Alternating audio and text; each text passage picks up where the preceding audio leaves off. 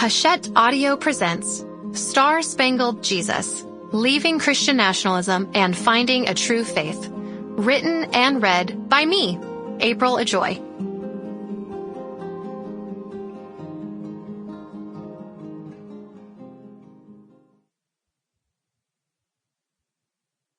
For my dad, for instilling in me a passion to always stand up for what I believe is right. Introduction. The crowds gathered in the frigid January air in the Ellipse in Washington, D.C. As speaker after speaker addressed the masses, the energy in the park began to build. Former New York City Mayor Rudy Giuliani called for trial by combat. Representative Mo Brooks of Alabama said, "Now our ancestors sacrificed their blood, their sweat, their tears, their fortunes, and sometimes their lives to give us, their descendants, an America that is the greatest nation in world history. So I have a question for you.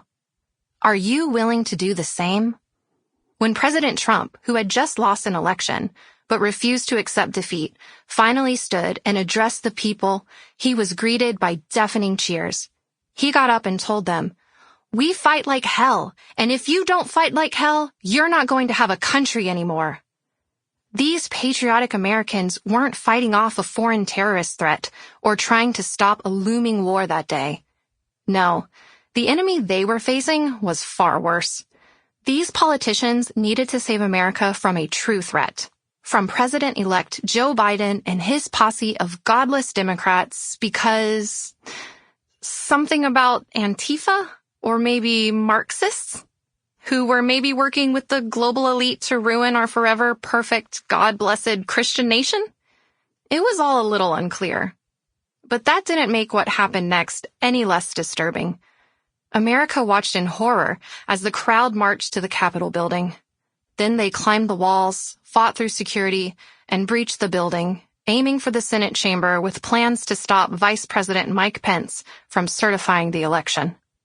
Newscasters, journalists, and most of the American public were shocked to see this violence unfold live on national television. I wasn't shocked. I had heard plenty of rumblings inside conservative Christian Facebook groups leading up to this event. I had seen people claiming, "This is our 1776 moment." Others posted about their travel plans to D.C. or the signs they were making. Some even showed pictures of the bullets they were buying in preparation for the day. Just months before, I had gotten into an argument.